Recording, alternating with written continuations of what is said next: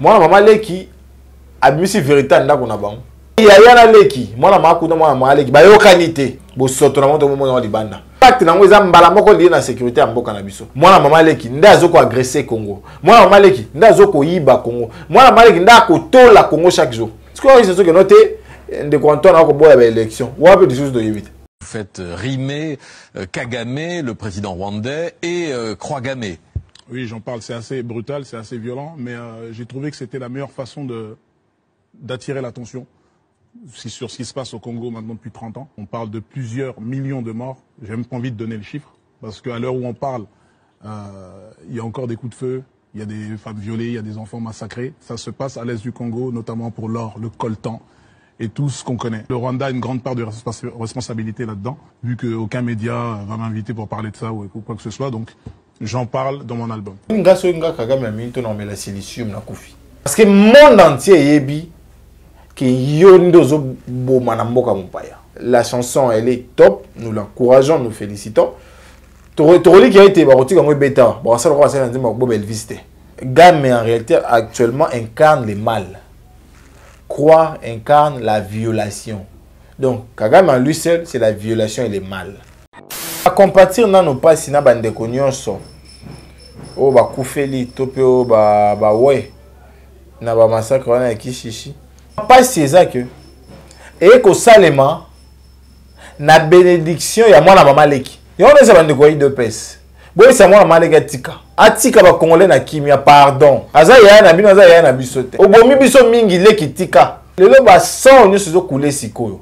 UDPS a kofuta pona yango. UDPS sera responsable de tous les massacres que nous connaissons aujourd'hui. Puis lelo, on continue ko kontarabawa pour famille moko ne limite kontarabawa. Siko le bande ko bawa na maluku. Oli mo ba mpe manakimia. To bando lelo ba kufaki. Lo ba kufaki. Lo ba kufaki. Lo ba kufaki.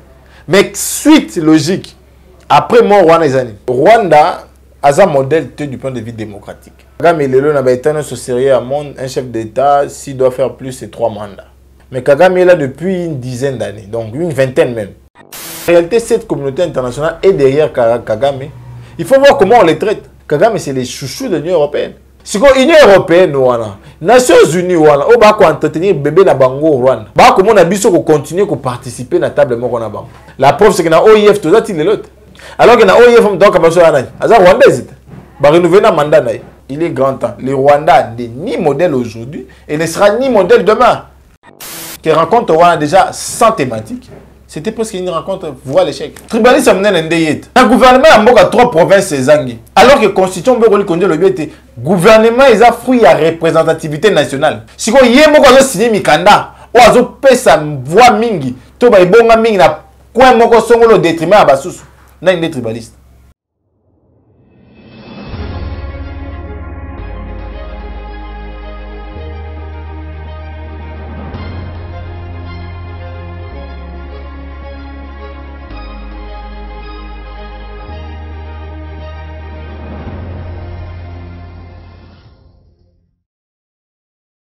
Il reste de vous savoir nombreux. Bandeko Balandi, il y a plus clair télévision à la chaîne de vérité. Mbote na bino ipagnon chez Jean Bino. Mokolo Malelo, toujours associé à conformer bino à temps réel. Il y a Kolubana Bino, il y a Kotalisa Bino, Maïni Mazali Kolekanakati Mboka na biso République démocratique du Congo. Ndeto Zali na Nsengo ya Kuyamba Pona Bino, Mwana Mboka Jonathan Boilo Azali Bongo Mokambi ya mouvement politique pour l'amour du Congo, moko ya baila muka pour être toujours la mambi matali mboka na biso situation sécuritaire ya mboka na biso ya ngonde vraiment mama na likambo oyo ezali kolobisa ba mboka mikasi ya mboto pesa ye maloba na kopesa matondo mingi na yo Joël Ngo na gauche chasseur d'image ozoni sima caméra merci na ba nyonso bozali kolanda biso na ngomba Kinshasa na ba province partout bozali kolanda biso pe na libanda ya mboka mwana mboka Jonathan Mbwele mbote na yo. Mbote Maman Joël, mbote na ba Kongomani banso, mbote pe na ba abonné na biso plus que télévision et c'est un ndinga motema kozali boso ya bilobeli na yo na koliki ete na nzela ya mabanzo to pe makanisi to kocha ekolo Congo kotomba pamba te bokambia monsieur Promedi et Sugi Congo te uta mibumi na déjà. Moi mboka Jonathan l'autre fois oyaki na kombo moko ezaki awa soki ni lelo so Promedi Pour battre tout ninga comme on est ngeke lobani ça ils sont congolais. Chibola Mulumba. Chibola Mulumba. Lelo est promedi. Maman, lelo Congo et zoami na kati engrenage ya gestion sous et là ya ba promesse. Ndeko moka lo barete ndeko na tanga ina groupe scolaire la promesse. Donc ba élève akuna baza bango nyonso na don ya ko promettre. Parce que ba promesse il est tellement ébélé et sungi écoloté. Et on peut le bon. Promesse est comme une diminution. Parce que à peu sanctionner à peu ça vanter. Même na bilingue promesse est limité. On te réduit que tout le monde promet dit. Promesse en diminution. Matondo mingi mwana mboka Jonathan pour répondre à l'invitation na biso na banzaiti atonki mukambi ya pour l'amour du Congo na bolingo nyonso zalaka na yango pour na mboka na yo mai nyonso mazali kolika surtout mai matali situation sécuritaire olanda ki déclaration ya président ya Burundi atalisa ki mai nini bai mapinga ya EAC bai kosala na mboka na biso kino pe mukoni ba kokindani olanda ki pe lolenge nini Paul Kagame auti kotalisa que d'après hier na mayo ya yebi Félix Antoine Tshisekedi c'est là qui a gagné to pe ko longa maponomi il y a 2018 tio yamba ki ngolo longe maman ils a qui surprise c'était pour na biso parce que comme moi même qui biso loko abonyama na East Community africaine objectif ezaki nde ya ko ridiculiser biso parce que lelo to kozwa depuis même biso kino lelo ba révélation et puis makambo ezo salema ezo confirmer but il y a promédé une équipe na ya ko ridiculiser Congo maman ce qu'il faut que zonga sima moke to bisa ki bango était na East Community africaine wana objectif est d'abord un ya ko couvrir biloko bande ko sa na molili révélation docteur Mukwege bimia ouais to kabulaka ba loko moko na ba service ba ko bamba biso yango na cadre East Community africaine ba gante ba kuna to ko sangisa mayele to ko sangisa makasi pona ko bombe espace est ce qu'il faut ko sangisa na domaine de sécurité to ko sangisa. Donc, et pour nous couvrir forfait na bango ya bandakala. Ya mi balé maman. Ndeko ya Burundi a eu courage. Il y a quoi insulter l'armée na biso. Il y a quoi insulter la police na biso. Il y a quoi insulter Mboka Mobim. Fabi a lobisi a talisi binoga kobe vérité parce que vous avez une armée où vous allez capable de sécuriser bino. Vérité wana ndeko Antoine a contredisait qui est na bandelité. Pour ndeko Antoine il mo so bien kuti armée moko structurée, organisée. Alors qu'il y a des armées structurées pour organiser et faire face à des défis. Défis d'ordre sécuritaire, défis d'ordre sanitaire, défis nyoso. Ceux qui ont la structure au point, vous organisez pour faire face à ça. Les locaux été bakofanda team contre une armée, tout dans la police capable. Ça veut dire qu'ils ont insulté notre armée. Ils ont insulté notre police. Pour te bien ici, moins de 1000 hommes. Il faut que Burundi à moins de 1000 hommes. Moutontina effectif à Beleza Ouganda dans 1000 hommes. Kenya aussi dans 903 hommes. Scopotin de la biso moins de 1000 hommes. Ndomi peut sa courage ya ko finga armée na biso. Oye kenda ko bunda la deuxième guerre mondiale. Ndozu courage ya ko finga peuple congolais pour moins de 1000 hommes na yo. Siko nyonso on est comme na bénédiction na bénédiction de Antoine était. Parce que ce qui réellement, gouvernance a promis des acquis vraiment courageux. Gouvernance a promis des acquis vraiment déterminés. Tout le monde a un point de presse de comment il y a zone la yangote. Mais de comment il y a la zone la yango a tient en pembeni. A tient en pembeni. A certains maramande ko Kagame. Oh, tu sais pas les pédales bien font en bande la yango. Mais neko daishimi et peut à saper sur honneur peu crédibilité amène à biso. Imaginez le monde. Ba yo quoi que biso. Tous en armée à même été à sécuriser biso pour président moko ya état africain à lobby. Parce que le lobby on a lobby comme congolais, à lobby comme président d'un de pays africains qui est tous en mesure té ya komi battre là et qui bango baza on a team ko tous en mesure ya komi battre là.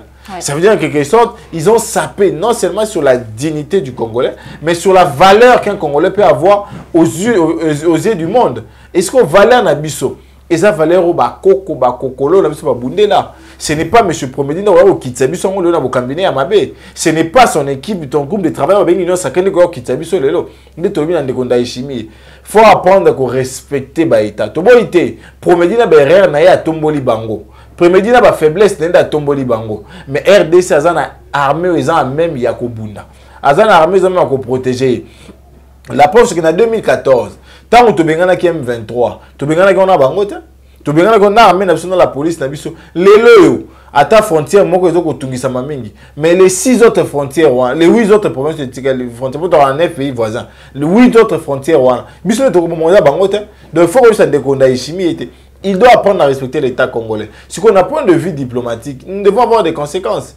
Il y a un État qui, prétendument, pour aider notre État, l'a presque insulté. Il faudrait qu'il y ait des conséquences. Ambassadeur n'a pas zongaté. Ambassadeur n'a pas zongaté. Ça a été. Si c'est le gouvernement n'a pas été allé en site, le lingo koloba. Ceux qui bango babandi été et maloba wana yamboya koloba yango, ba solo la ki yango, c'est par rapport na ba option bango ba leva qui date na qui discours wana. Mais il y a un lobby, c'est que ndeko promedi a occasionné pour finir na biso. Ndeko promedi a permettre à finir na biso. Parce que ceux qui ont la volonté de faire des choses, le gouvernement république et réagir à nos propos. Mais le plus de 5 jours passés, le gouvernement république est l'autre côté. Ça veut dire que le lot, bandeko to baki ba kende, bandeko to bunda pour la désinfiltration ba kende. Ba wa faire pour une durée indéterminée. Ceux qui le lot, il faut apprécier que to comme un mémoire efficace. Si on veut apprécier ceux qui dans 10 ans, ils seront là pendant 10 bonnes années. Si on va à 20 ans, ils seront là pendant 20 bonnes années. Donc, nous devons penser que les lots insultent au Congo de Sibir.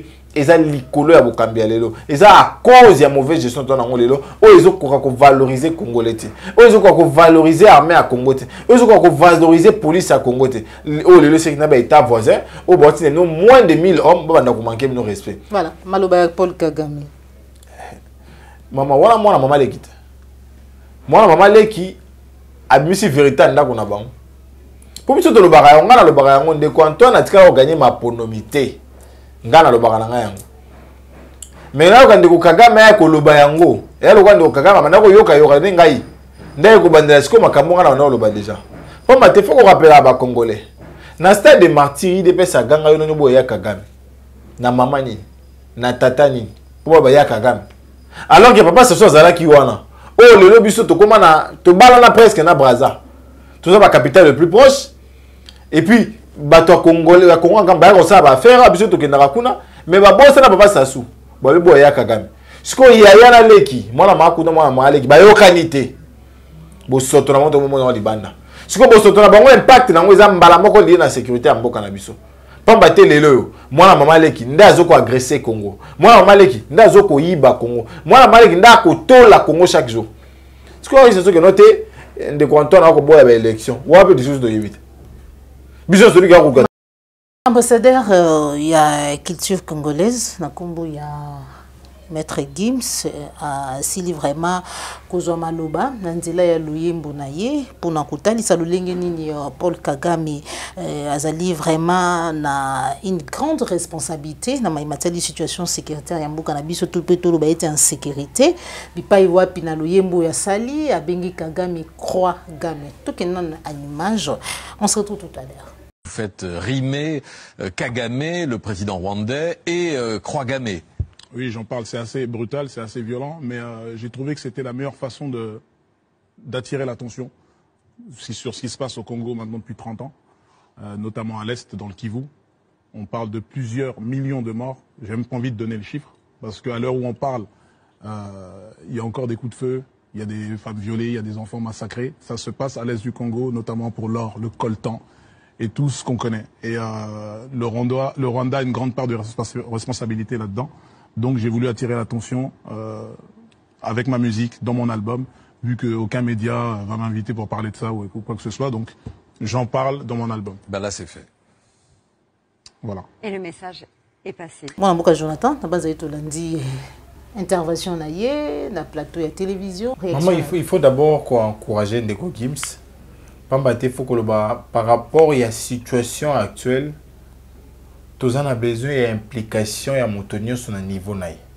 Tu vois, il y a une compromis à côté. Mais biso ba eto na moins portion liloba. Maman je la ko yambanga na micro na ye. So na eu occasion faut na dénoncer Kagame à autour. Et c'est ce que nous faisons. Ndekopé à côté studio na mbongo na ye. Asaleli mutu na ye pacha ba parole na ye. Il faut l'encourager. Parce que il faut dire à Kagame haut et fort qu'il est l'auteur de tous les génocides congolais. Ba mort nyonso ya Congo lelo eza Kagame l'auteur matériel et intellectuel. Ce qui se met dans peau ya Kagame la minute sur tango wa kolanda maître Gims notre fierté wazali lelo ambassadeur ya culture congolaise azali tinde nini koyoka surtout kombo wana ki croix Game. Omoni ngaso nga Kagame la minute na mela silicium na kufi. Parce que le monde entier yebi que yo ndozo boma na mboka mopaya. Et puis mboka nezalaka toujours gentil na yo. Mboka netikala jamais ko sala mabe. Mais yo zo continuer ko sala mboka wana mabe. Donc lelo sauf ceux qui vraiment zara emballé na logique ya omona makile tanga. Il faut zonga moto. Oui ça ba noko na yo ba petit na M23 bozonga ndako. Oui si mona makulutu na yo ki mona makulutu non ça les souté. Pour la famille moi makulutu moi maleki. Mais pour l'andeko na biso Gims déjà la chanson elle est top, nous l'encourageons, nous félicitons. Toroli qui a été baroti comme bêta. Bon ça le roi c'est un beau Elvis. Il y a mal au côté. Toroli doit sûr qu'il y a un bêta. Et puis tant que bêta ça la éveil. Il y a biso télécharger déjà croix gamien to télécharger to partager to liker pe makasi. Tout ça là on peut dans dire ndeko Gims. Pambate ils ont intérêt à ma belé.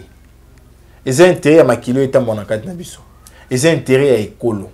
Il faudrait qu'on porte la voix, que l'on dénonce. N'ayez qu'il y a un risque au Yazui. Et même là, il ne passe à lobby wana. Et ça va être un des avantagés pour la bisote. Bah embarquer qu'on l'a après, bah prévention qu'on l'a après. Parce que pour se sentir que Yazui risque inutile. Il faut surtout soutenir, qu'on partager, qu'on liker, qu'on s'abonner. Ah ça là déjà un million de vues et bah dès tout ça là on a plus que la télévision, tout ça là on peut dire croix Game. Parce que Game en réalité actuellement incarne le mal. Croix incarne la violation. Donc Kagame en lui seul c'est la violation et le mal. Si que moto a la violation, n'a mal. Au côté de pembe na hote. Merci beaucoup, mon amboka Jonathan. Le calendrier électoral de Nika Dimassi est opposant Tebino, même si Batali Sibisoti, moins de 11 mois à ma ponomi, misolésalité. Maman, calendrier, on a une vaste aventure. Bobi Nanga Junior, à la différence, moi, on a un prédécesseur et à niveau. Nanga Junior a un niveau. Parce que ceux qui Nanga Junior a un niveau, après facilement, on ne peut pas enrôler 50 millions de personnes en un mois. C'est impossible. Tout calcul fait 50 millions de lecteurs entendus, d'enrôlés entendus, en un mois. Attends, vous avez langue. Attends, vous avez les chapa. Vous avez jamais vous allez la moutou. Jamais. 50 millions de personnes en moins de mois. En un mois. Et Simbate. Deuxièmement, maman. Alors, vous avez naïe. Tokende. Tout est d'accord. Budget global. Il y a processus électoral à combien? Attendez, vous avez pour à l'obité. Échelle, il y a des caissements dans le. Et ça, il y a combien? Bah, combien de tonnes il y a des caissements? Est-ce qu'ils ont atteint 50%? Est-ce qu'ils ont atteint 100%? Est-ce qu'ils ont atteint 200%? C'est encore ça le problème. Troisièmement, dans le calendrier, wana maman. Contentieux est athée. Contentieux, il y a ceux qui battent s'enrôler, qui doublent. Il faut qu'on vérifie, bah, non, est athée. Qui est celui qui va faire un travail amateur comme ça? Nani. Nani. Tu es volé sur le téléphone. Alors il faut enrôler un téléphone. Est-ce qu'il est sûr que les antennes de télécommunications sont implantées partout? Comment à cause d'un récepteur et à connexion internet? Tu as un téléphone Android. Tu as une cartographie électorale, ils ont ça passe. Qu'est-ce qui a changé comme donne? Pour Moussoua comme on a 25, Moussoua Kita. Na Congo a tenu que 5 ans, tu botte bien na Kina. Mais bon, qui dit qui tient ça? Bande comme soupe à 4 ici, loingue belé bayao. Kou ne tire les vides. Tout la pauvreté. Et Matite même à 4 bateaux sur la ville là. Pour on peut la rater.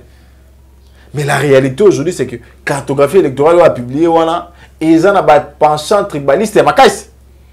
Il faut immédiatement revoir ça. Troisièmement, maman. On a des avantages, il y a un engagement aux années. Azaï copté, par malice, il y a des choses dans l'église, moi on a limité, moi on a limba. Les quoi on a essayé que non, dégoûté que des kuna. Il y a des kamba maïle, il y a des kamba mosala, la kisa mosala aux années yango. Na salle peu banquette. Je vous dis avec certitude, ndeko nanga junior atikala jamais ko piloter ba processus électoral libanda mboka. Jamais. Avant nous on a ba délégation. Eza bandeko ya promedi. Eza bandeko limité waza na élément contraire. Aya senge mission na yo maman Joël. A prouvé que nanga junior a piloté ba processus électoral. Même temps on sa enquête dans les tu vois l'état sérieux. Les organisations va pronominailler et puis ça na mboka mpaya.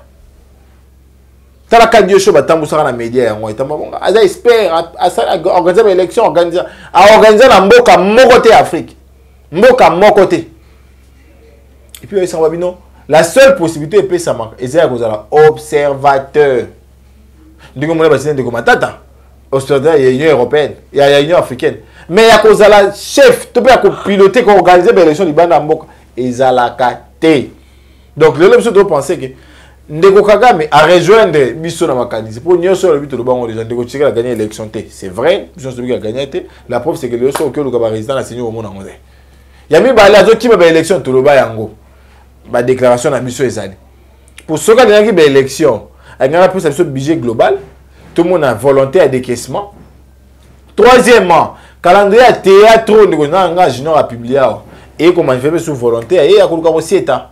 Mais to lobby na kosieta wana malaya na eto zuba zelo ana gravier na kati to boaki donc so rasali effort aussi ta ozoka voilà matondo mingi mwana mboka Jonathan to tikali na nuka na matali situation sécuritaire insécurité na ngambu ya retour toujours na ki chiche bipa yuapi plus de centaines de Congolais babuti ko perdre bomoi na massacre au Salamikuna na maluku a kaka déjà na Kinshasa on n'en parle pas plus de 10 Congolais qui pezala ki mundu ki nini ebeta ki batu bakatani makolo est-ce que tout beta masolo ya maponomi face na situation où est-ce que toko kende kaka maponomi lecture na par rapport na insécurité maman na compatir na no pasi na bandeko nyonso o ba kufeli tope o ba ouais na ba massacre wana ya Kishishi mais maman pas c'est ça que et ko salema na bénédiction ya mwana mama leki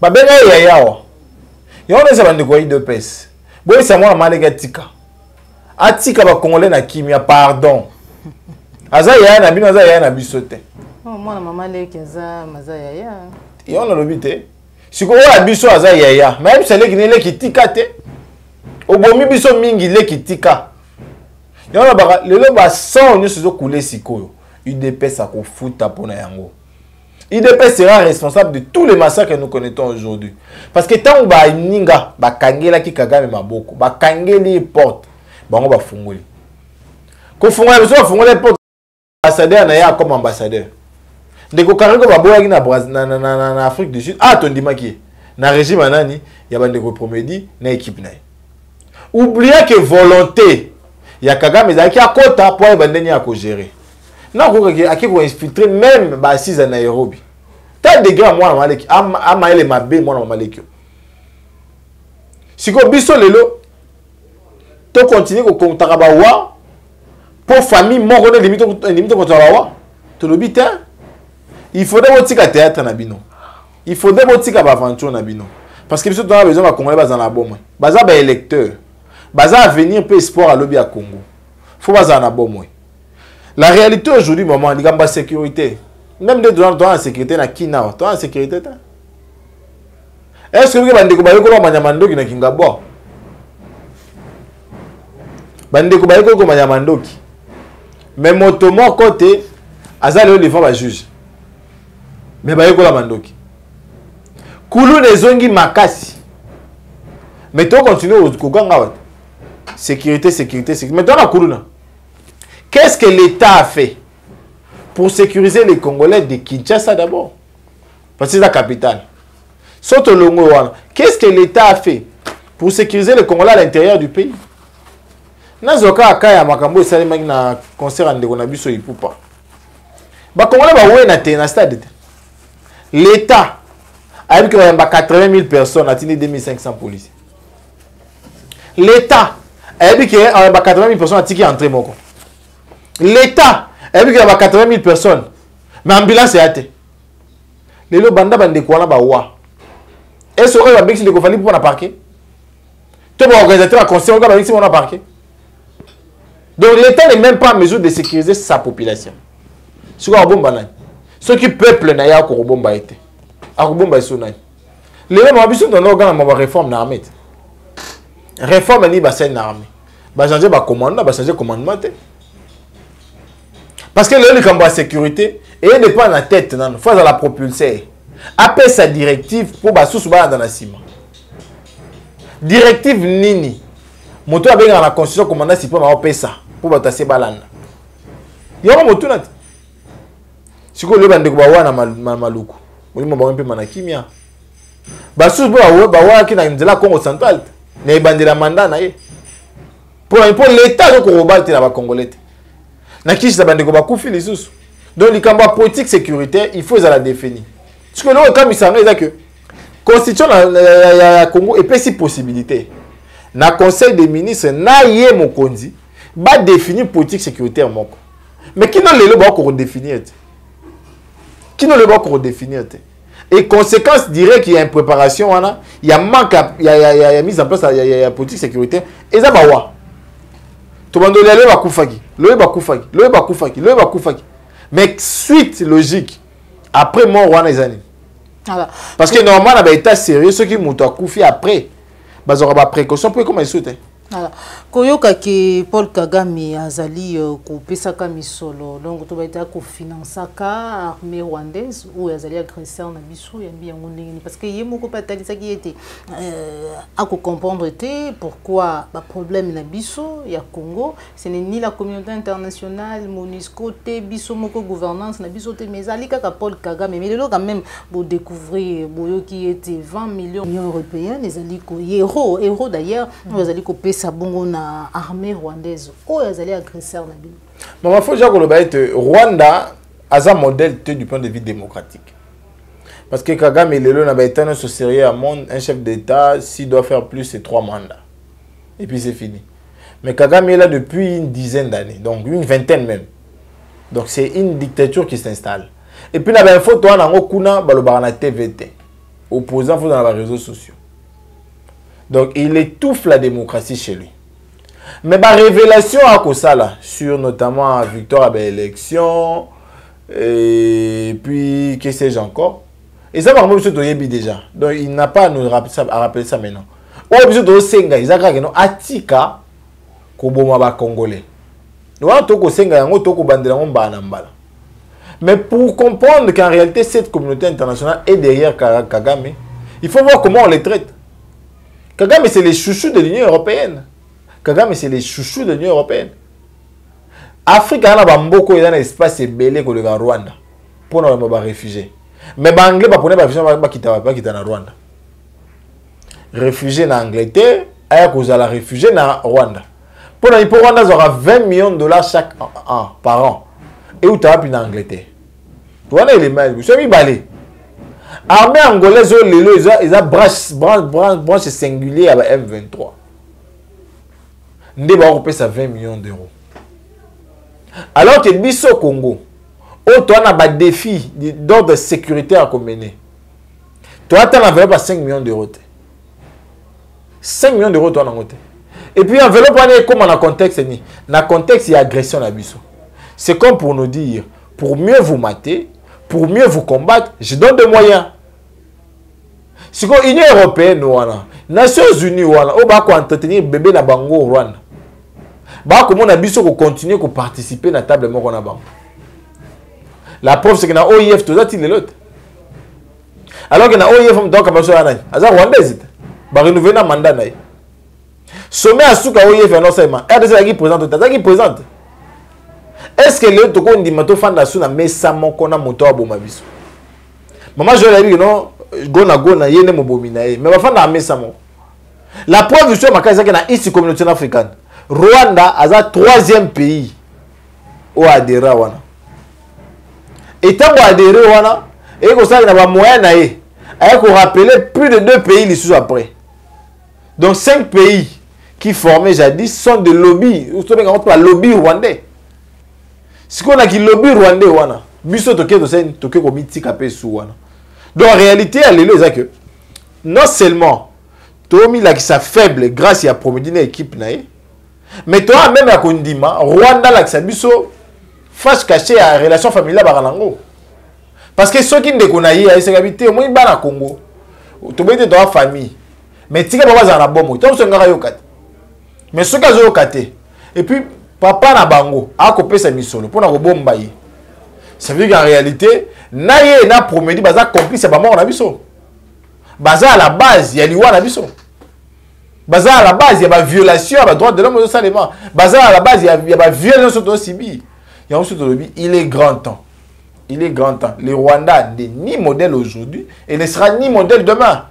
Mais il est grand temps que son frère, qu'il a appelé frère et partenaire fiable, puisse lui dire de cesser ces atrocités parce que les vies congolaises doivent être préservées et à n'importe quel prix. Merci beaucoup. Les vies congolaises doivent être protégées et à n'importe quel prix.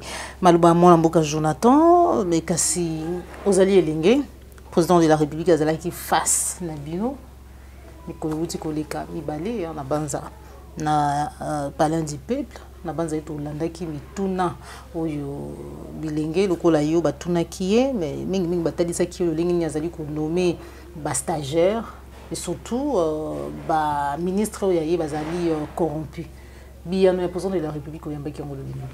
Déjà moi mutuna est simple. Bon ngana rotona mituna wate. Temi échange zakini. Pour moi, il y a théâtre, thème, au bagno solani. Attaque au thème, ils allaient quitter mes échanges, ils allaient quand même échanger. Merci, thème, ils allaient quitter. On a un peu ce thème. De Antoine face à la jeunesse. Pour faire quoi? Soit tu as un dialogue avec les jeunes. Toi, tu as la jeunesse face aux défis de l'avenir. Ou la jeunesse face au processus électoral. Et il y a sa contenu. Na rencontre wana to évoluer lisusu ba de so la jeune té yo mona jeune chercher le koto kuna té jeune mboso kodia jeune ba ti le kwebo ba jeune bango wana ba zupi de 4 bancs à liboso. Est-ce que rencontre ba jeune ozu bato ba utiliser ba jeune na bango ya mi balé yo ba jeune ya beni bazana kati Bajene à Congo Central bayana kati. Bajene à Kindu bayana kati. Bajene ya ba parti politique na bango. O ba bouki so parler du peuple. On a dit ba image, ba bouki ba vite kuna. Pour na lipo bango ba mesana na violence mobulu. Ne bando tumo ba ba parti abatu. Ne bando panza banda kwa batu, ba mituka batu. Ça veut dire que bah bazaki on est à IDP c'est tout union sacrée. Mais moi ils ont ligue déjà na ba parti na bango union sacrée. Parce que ceux qui vont parler jeunesse, faut qu'on soit couche nyonso représentativité ya mboka mobimba. Tangina ba jeune na benyo bazaki wana te. O ba uti beli na ba yebu rencontre. Bazaki loger wa. Et puis aujourd'hui jeune na ido tike libanda. Aujourd'hui jeune ja Charles Kotoche na kati. Ndengo motuna te. Si comme motuna ya malonga ezali. Est-ce que fallait ba kende ko kutana? Pour babeta masonde babeti wana to fa ba que no kutana pour na ko réfléchir sur le lobby ya ba jeune. En fait, elle aura cicaté pour la biso. Ngala mona so Mobutu. Chaque samedi, Mobutu va no yamba ba GMP.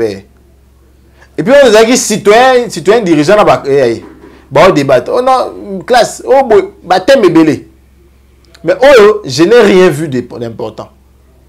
Ba ba lobby, ba informer que ba décision na ba to s'arrêter. Ba informer que ba ministre na ba to kanyaka. Et puis ce qui wana. Ata promesse, il y a sanctions exactes. Il y a ba tende na bimia boy, ba on se dénoncer na robima. Ba robima na obenga na bango. Rien. Ce qu'il y a makasi puis pas c'est ça que on a fait perdre plus de 3 heures comme ça aux jeunes. Ou peut-être falloir que nous débrouiller pour ne rien gagner. Ou peut-être bah vite on a besoin de payer bien et bien panzanate mais panzani l'icolo y a rencontre entre la ligue des jeunes et la partie union sacrée nan de Antoine de lobby. La vraie jeunesse c'est une jeunesse consciencieuse. C'est une jeunesse de valeur. C'est une jeunesse courageuse. C'est une jeunesse déterminée. Jeune aura mon jeune à l'ali, bah filmer au à l'ali. Devant le jeune. Dans sa mentalité déjà, il est distrait. Il y avait combien de jeunes là-bas? Plusieurs. Mais pourquoi pas 10 Balobi? Ils ont parlé à moins de 10. J'ai suivi 3 interventions seulement. Est-ce que c'est réellement ce qu'on devait faire ou pas? Les rencontres ou les échanges avec les jeunes, c'est bien bon. Mais il faut leur donner un contenu. Pour être semaine passée, tu as jeunesse face à l'éducation. L'autre, la jeunesse face à l'emploi. Mais vous voyez, quand vous avez les solos, qui vous voyez, cette jeunesse est très bon pour le renouvellement de la classe politique, mais elle est dangereuse pour la gestion. Pourquoi? C'est une jeunesse presque corrompue. C'est une jeunesse presque pas informée. C'est une jeunesse presque pas déterminée. Parce que s'il faut bien que marche ça, tu tambola pour la kimia pour la FRDC, na banganga nzambe. Lobby déjà. Mais au komona ba jeune ba ozala dizité. O ba koya wana. Mais so qui parti mo réunion sacrée ngeki obenga. Ba jumi solo à l'état, ba bimi 5 000 par personne, to 10 000 par personne. Ba kembang. Ozu 10 000 au lié. Mais on contribue à cet pour le développement en Mboka. Parce que contribution à la population pour la Mboka, il y a conscience. C'est avec la conscience qu'on peut réellement tout faire, qu'on peut réellement tout gagner. Et on a connu ça, jeune, oui, toi on a besoin de renouvellement de classe politique. Mais toi on a besoin de se retrouver dans la jeune Jean-Charles Okoto par exemple. Jeune Bosokodia. Non! Trouvez-nous des jeunes qui non seulement incarnent la vision de la jeunesse, mais qui sont déterminés pour être jeunes. Il y a un directeur qui est un jeune. Il y a quelqu'un qui est jeune. Mais que nous, tout le protocole est jeune. Parce que est jeune. Pourquoi? Parce que pour la bango, les jeunes doivent être là comme les voies nécessaires pour ascenser, mais pas pour gérer. Ils étouffent les jeunes. Ils étouffent la crème. Parce que crème, on a ce qui est bimé pour rayonner. Et bon, on va rayonner. Donc, nous pensons que rencontre aura déjà 100 thématiques. C'était parce qu'une rencontre voit l'échec. C'est un tribalisme, ils ont dit bongo, l'olingi alobela ki yango, ils ont dit qu'on étranglé mboka na biso, et c'est une jeunesse, bobunda, vous allez vraiment, ils allaient vraiment défi, et c'est une relever. Tribalisme amène un déyet. Na gouvernement a mboka 3 provinces zangi. Alors que la constitution le gouvernement est un fruit à représentativité nationale. Ça veut dire que si vous avez 4 personnes, il faut que l'effort de 4 personnes dans la province.